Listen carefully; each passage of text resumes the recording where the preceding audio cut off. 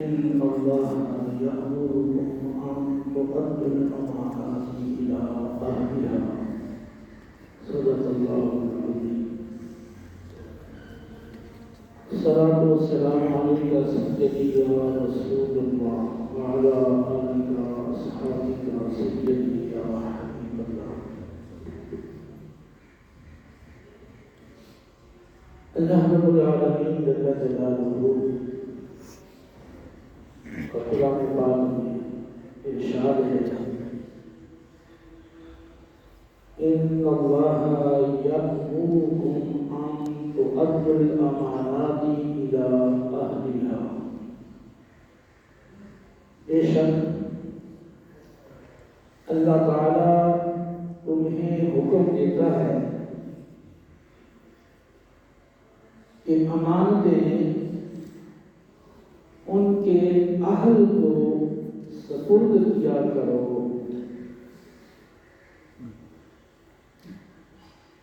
تو اللہ رب العالمین جل جلالہ نے اہل ایمان کو یہ خاص حکم فرمایا ہے کہ امانت اس کے اہل کو سپرد کیا کرو.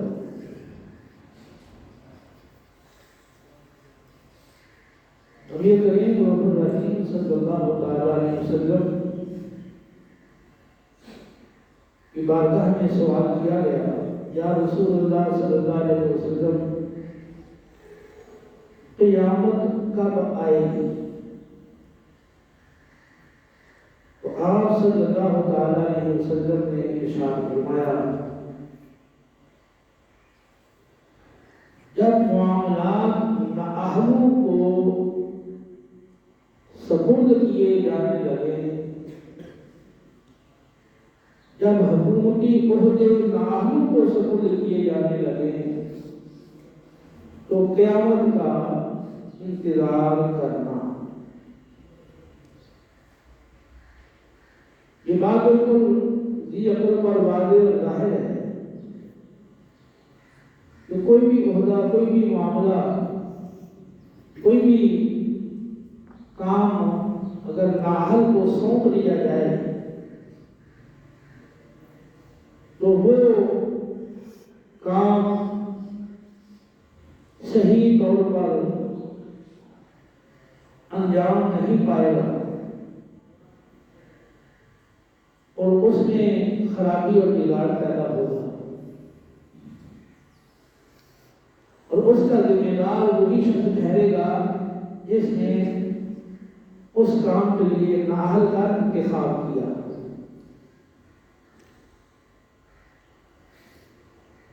کوئی معاملہ اور کوئی عہدہ دینی ہو یا دنیاوی ہو،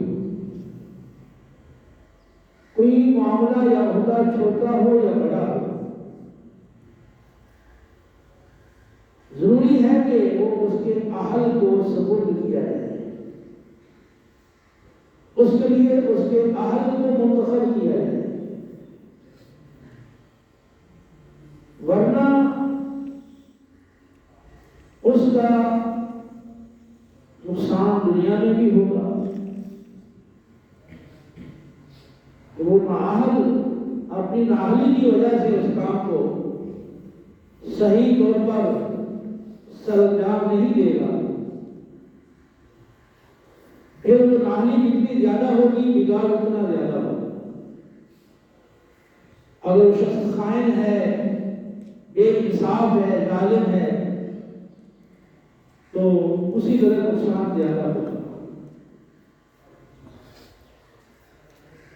اگر ظالم نہ بھی ہو تب بھی اگر اس میں وہ اہلیت نہیں ہے، وہ صلاحیت نہیں ہے جو اس کام کے لیے درکار ہے، تبھی وہ کام ٹھیک طور پر سرانجام نہیں پائے. تو جس معاشرے میں، جس ملک میں تمام شعبہ جات کے ذمہ داران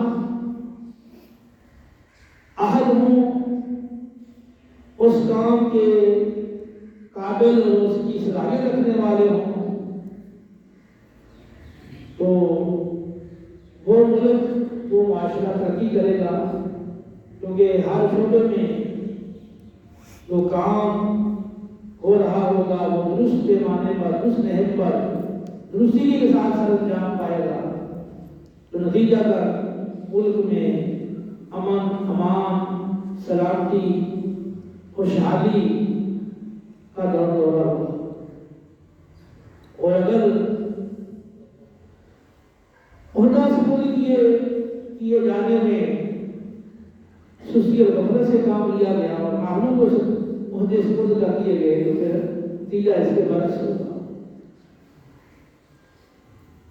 اب چونکہ الیکشن قریب ہیں اور لوگ پوچھتے رہتے ہیں کہ ووٹ کس کو دیا جائے، یہ بھی اتنی مشکل پیچیدہ بات نہیں۔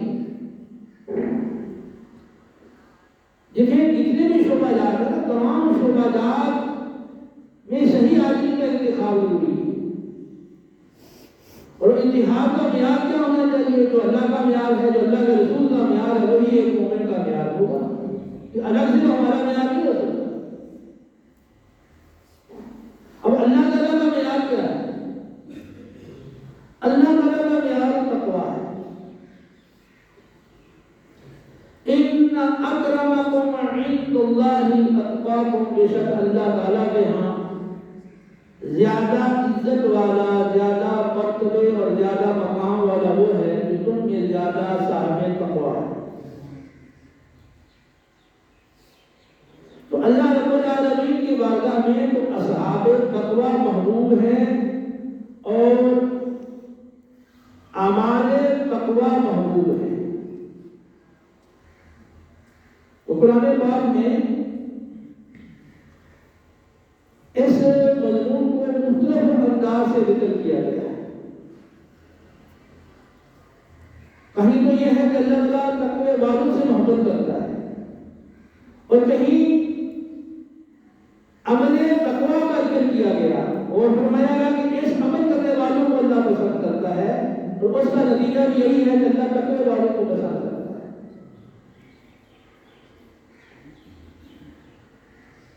ان اللہ یحب المتقین، بے شک اللہ تعالیٰ تقویٰ اختیار کرنے والوں کو پسند کرتا اور ان سے محبت رکھتا ہے۔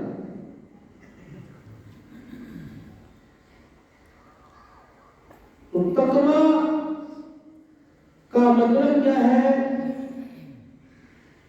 اللہ رب العالمین کی بھرپور اور کامل اطاعت اور فرمانبرداری کا نام تقویٰ ہے۔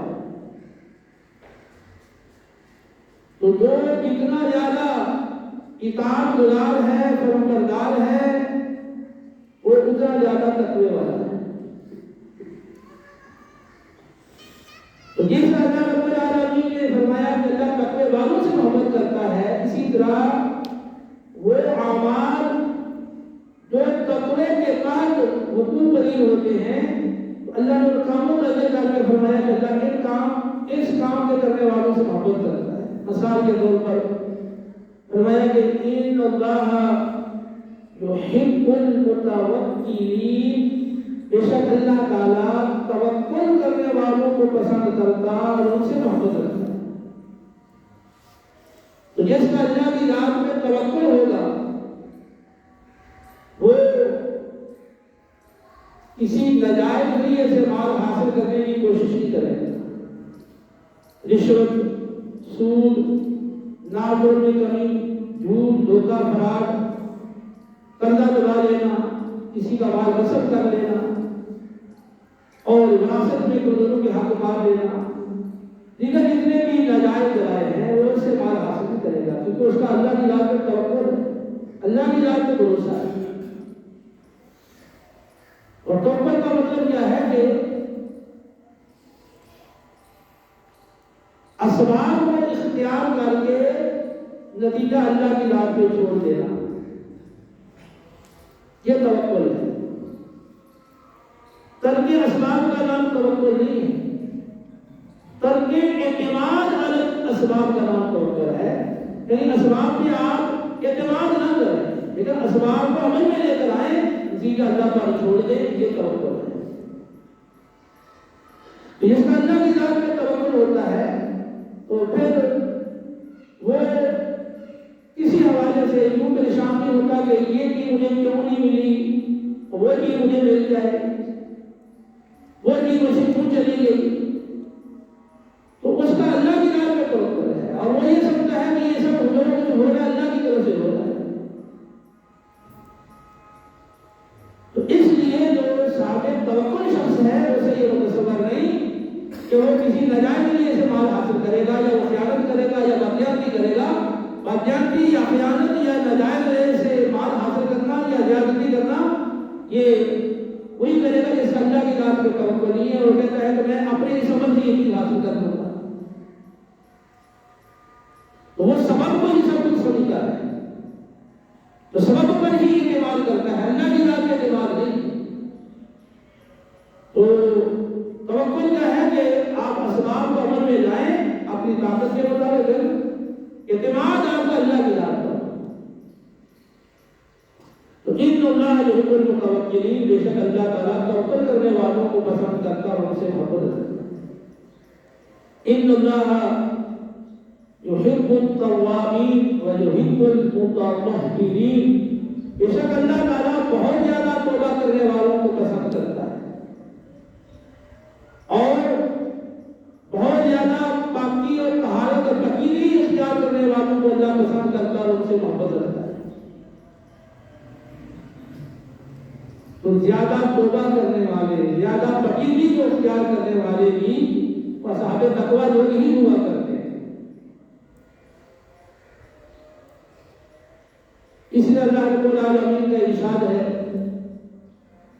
وَأَحْسِنُوا إِنَّ اللَّهَ يُحِبُّ الْمُحْسِنِينَ،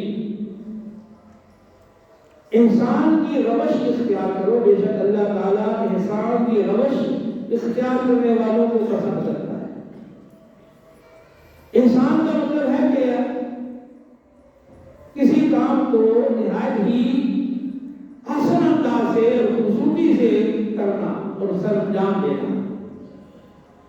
عبادت ہے تو اس کو اچھے انداز سے کیا ہے، اگر لین دین کا معاملہ ہے تو اچھے انداز سے کیا ہے، اسی طرح اگر کسی سے گفتگو کرنی ہے تو اچھے انداز سے کیا ہے. آپ ہر معاملے میں اچھے سے اچھا اور بہتر سے بہتر طریقے کو اختیار کریں، یہ بھی احسان ہے. تو فرمایا احسنوا واحسنوا، ہر کام کو، ہر معاملے کو بہتر اور خوبصورت انداز سے کیا کرو. ان اللہ یحب المحسنین، بے شک اللہ تعالیٰ ہر کام کو خوبصورتی سے کرنے والوں سے محبت کرتا ہے. یعنی عقیدہ بھی اچھا، عبادت بھی احسن انداز سے، اور اخلاقیات اور معاملات اور تعلقات بھی اچھے اور خوبصورت. تو ہر اللہ کے حکم کو اچھے انداز سے اس کو ادا کرنا اور اس کی بجاوری، یہ احسان کہلاتا ہے. تو اللہ احسان کرنے والوں سے محبت کرتا ہے، اور یہ بھی صاحب تقویٰ لوگ ہی ہوتے ہیں. وَأَقْسِطُوا إِنَّ اللَّهَ يُحِبُّ الْمُقْسِطِينَ، اور انصاف کرو، بے شک اللہ تعالیٰ انصاف کرنے والوں سے محبت کرتا ہے. تو عدل کرنا، انصاف کرنا، یہ اصحاب تقویٰ ہی کا کام ہے. قرآن پاک میں مختلف مقامات پہ اہل ایمان کو عدل کرنے، انصاف کرنے کی ترغیب اور تاکید فرمائی ہے. اور یہاں تک فرمایا گیا ہے کہ سچی گواہی دینی ہے، انصاف کی بات کرنی ہے، اگر کہ وہ تمہارے اپنے خلاف ہو، تمہارے ماں باپ کے خلاف ہو، تمہارے رشتہ داروں کے خلاف ہو. اور اسی طرح فرمایا گیا ہے کہ اگر کسی قوم سے تمہاری دشمنی ہے تو ایسا نہ ہو کہ دشمنی تمہارے لیے عدل کرنے میں رکاوٹ بن جائے. تو اس دشمنی اور عداوت کی بنا پر تم انصاف سے ان کے حق میں کام نہ لو. اعدلوا، عدل کرو، ہوا اقرب للتقویٰ، یہی تقوی کا زیادہ قریب ہے. تو انصاف کرو، اللہ انصاف کرنے والوں سے محبت کرتا ہے. اللہ یحب الصابرین، اور اللہ صبر کرنے والوں سے محبت کرتا ہے. صبر کا معنی کیا ہے؟ بیماریاں ہیں، تکالیف ہیں، ان میں بھی اللہ کی اطاعت پر قائم رہنا. فقر ہے، مالی تنگدستی ہے، غربت ہے، افلاس ہے، اس میں بھی اللہ کی اطاعت پر قائم رہنا. جہاد ہے، دشمن کے خلاف لڑائی ہے، جنگ ہے، اس میں بھی اللہ کی اطاعت پر قائم رہنا. اور عبادات ہیں تو ان میں بھی اللہ کی اطاعت پر قائم رہنا. برائی سے ہٹنے میں بھی اللہ کی اطاعت پر قائم رہنا. تو تمام امور میں اطاعت پر قائم رہنا، ثابت قدمی اور استقامت کا نام صبر ہے. واللہ یحب الصابرین، اللہ صبر کرنے والوں سے محبت کرتا ہے. ان اللہ یحب الذین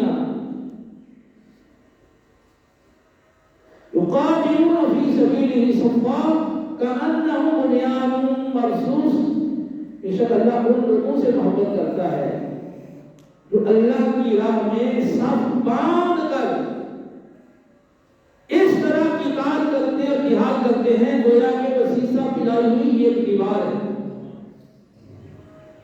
تو میدان جنگ میں پیٹ پھیر کر نہیں بھاگتے، بزدلی کا مظاہرہ نہیں کرتے، اور دشمن سے مغلوب نہیں ہوتے، دبتے نہیں ہیں، ہمت نہیں ہارتے، اور استقامت کے ساتھ اللہ پہ بھروسہ کرتے ہوئے اپنے مشن پر اور اللہ کے حکم پر وہ جاری و ساری رہتے ہیں.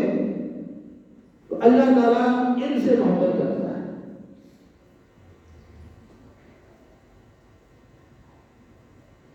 ان اللہ مع الصابرین، بے شک اللہ تعالیٰ صبر کرنے والوں کے ساتھ ہے. یعنی تمام آزمائشی حالات میں دین پر استقامت اور اطاعت و فرمانبرداری، اللہ کے احکام کی بجاآوری میں ثابت قدمی، یہ جو صبر کرنے والے لوگ ہیں اللہ ان کے ساتھ ہے. اللہ کی مدد ان کو حاصل ہے، اللہ کی مدد ان کے شامل حال ہے. حضرت یوسف علیہ السلام بھرپور جوانی ہے، اور ایک ملکہ وہ آپ کو برائی کی دعوت دے رہی ہے، اور اس نے آپ کو برائی کی اور مائل کرنے کے لیے اپنا پورا زور لگا. اور کہنے وہ نہیں بلکہ مصر کی دیگر عورتوں نے بھی اپنی پوری کوشش کر لی، لیکن حضرت یوسف علیہ السلام پورے طور پر پاک دامن رہے اور اللہ کی بارگاہ میں دعا مانگ رہے ہیں. رب السجن احب الی مما یدعوننی الیہ. اے اللہ، اے میرے رب، جس برائی کی یہ عورتیں مجھے دعوت دے رہی ہیں، اس کے مقابلے میں تو مجھے قید خانہ زیادہ محبوب ہے. ادھر عزت ہے، مزہ ہے، لیکن ادھر کیا ہے؟ قید خانے میں مشقت ہے. اب دنیا سجن المؤمن، دنیا مومن کے لیے قید خانہ ہے، مسلم کی حدیث ہے. کیونکہ مومن کے لیے تو مشقتیں ہیں. حدیث مسلم کی پوری حدیث یوں ہے کہ دنیا مومن کے لیے قید خانہ ہے اور کافر کے لیے جنت ہے.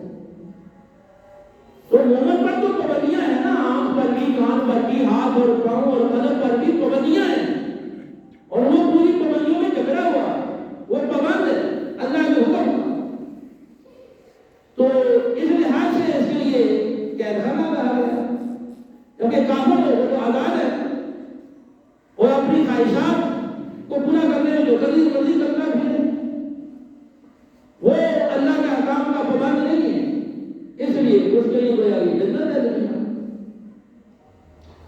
تو یوسف علیہ السلام نے قید خانے کو ترغیب دی اور ان کی دعا قبول ہوئی. وہ قید خانے میں چلے گئے اور کئی سال تک قید خانے میں رہے اور سے برائی سے بچنے کے لیے.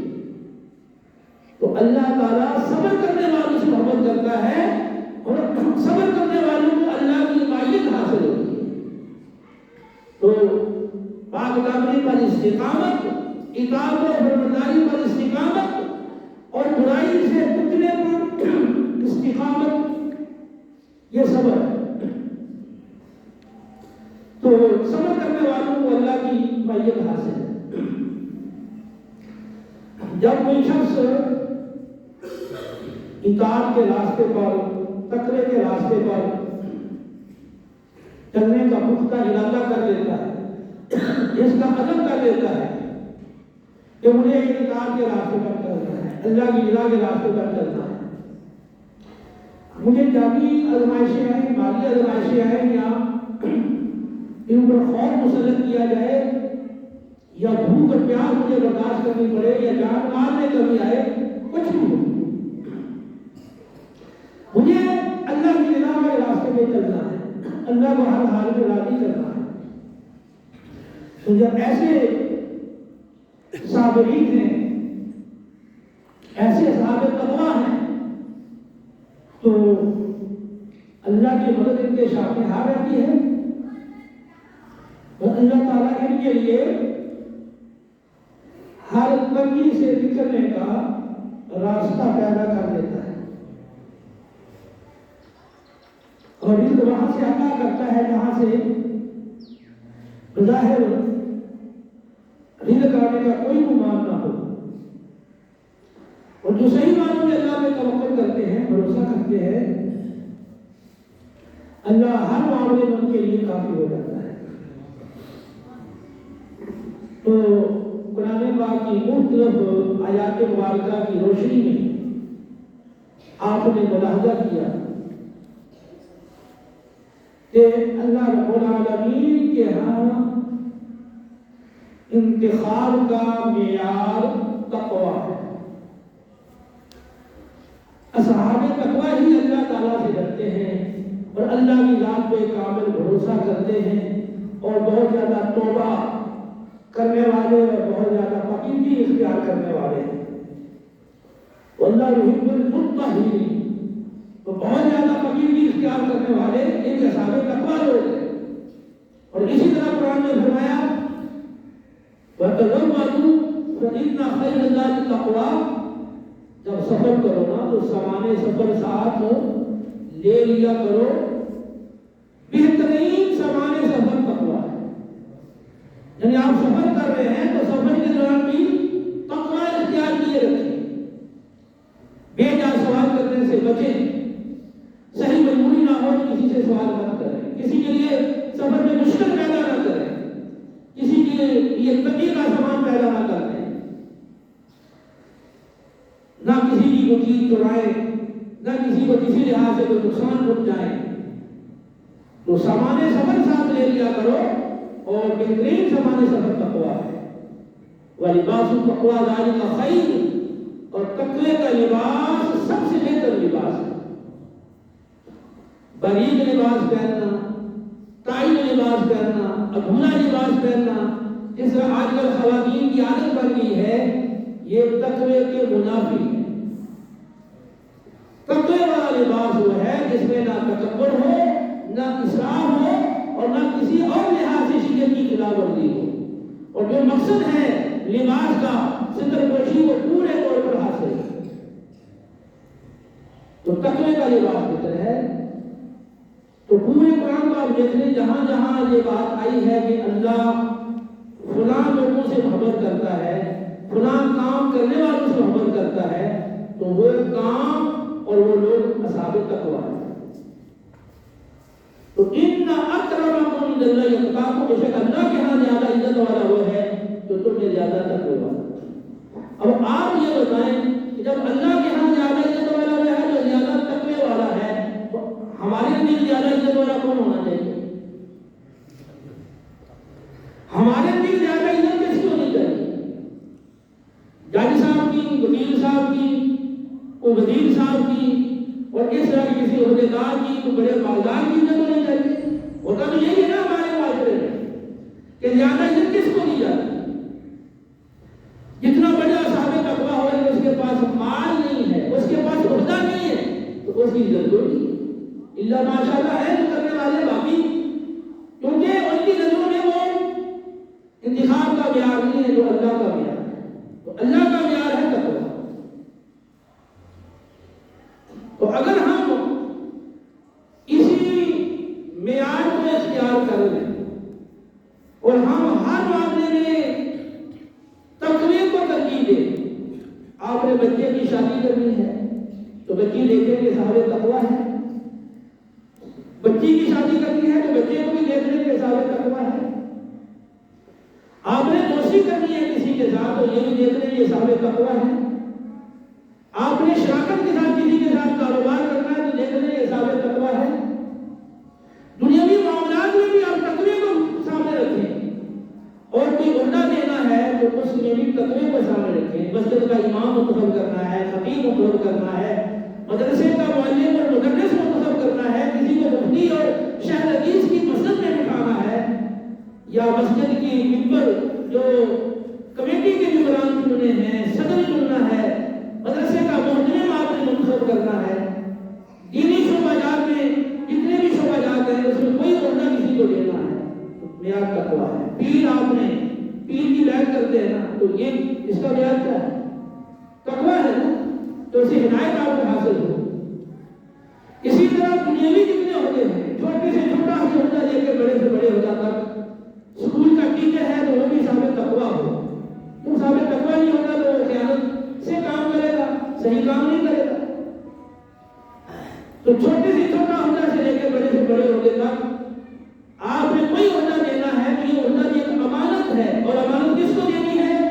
ان اللہ یامرکم ان تؤدوا الامانات الی اہلہا، بے شک اللہ حکم دیتا ہے کہ امانتیں ان کے اہل کو سپرد کیا کرو۔ تو اب اس وقت جو ان کے مسلمانوں پہ زوال آیا ہے اور اسلام پر زوال آیا ہے، کشمیر، فلسطین، شام، عراق، برما، دیگر مسلمانوں کے حالات آپ کے سامنے ہیں، تو یہ زوال کیا ہے، کیوں آیا؟ اس کی بنیادی جو وجہ ہے وہ ہماری یہ تو نہیں ہے کہ ہم نے تقوی کو ترجیح نہیں دی اور تقوی کی بنیاد پر ہم نے انتخاب نہیں کیا۔ تو جن زمانوں میں اسلام کا غلبہ رہا اور اسلام پھلا پھولا اور مسلمانوں کو شان و شوکت ملی، تو وہ دور تھا جس میں تقوی کو ترجیح دی جاتی تھی، اور اب ہم نے تقوی کو چھوڑ دیا تو ہم ان حالات سے دوچار ہیں۔ تو میں آپ سے یہ درخواست کرتا ہوں کہ یہ چند روزہ زندگی ہے، موت سر پہ کھڑی اور بہت جلد وقت قریب آنے والا ہے کہ ہم قبر میں وہ برزخ کے عالم سے گزر کے رب کی بارگاہ میں وہ قیامت کی ہولناکیوں کا سے دوچار ہوتے ہوئے پہنچنے والے ہیں، اور وہاں پہ سوال ہوگا، پوچھا جائے اعمال کے بارے میں، احکام کے بارے میں، دین کے بارے میں پوچھا جائے گا کہ یہ تمہارے پاس میرے نبی کے لیے، میری کتاب کے لیے یہ احکام پہنچے تھے، یہ میرا حکم تھا، تو اس پہ کیوں نہیں عمل کیا؟ اب وہ دیکھیں احکام الحاکمین کی بارگاہ میں آپ نے حاضر ہونا ہے، یہاں آپ نے کچہری میں حاضر ہونا ہو تو پسینے چھوٹ جاتے ہیں، احکام الحاکمین کی بارگاہ میں حاضر ہونا ہے تو وہ تھوڑا بے فکری ہے۔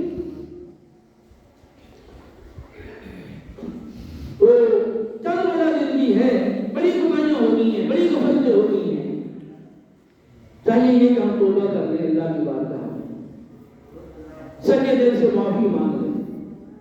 جمعے کا وقت ہو گیا ہے، اللہ بلا رہا ہے، حکم آپ کو پہنچ رہا ہے، حی علی الصلاۃ، حی علی الفلاح، تمہیں معلوم ہے کہ اللہ کا حکم ہے کہ ساری مصروفیات چھوڑ کے فوراً آؤ، فاصلوا الی ذکر اللہ، کوئی ماننے کے لیے تیار۔ تو تقویٰ اختیار کریں، سچی توبہ کر کے تقوی کی راہ پر چلیں، اور تقوی کی بنیاد پر آپ تعلق قائم کریں، اور تقوی کی بنیاد پر انتخاب کریں، تقوی کی بنیاد پر کسی کی حمایت کریں، اس تقوی کی بنیاد پر آپ کے سارے معاملات ہوں۔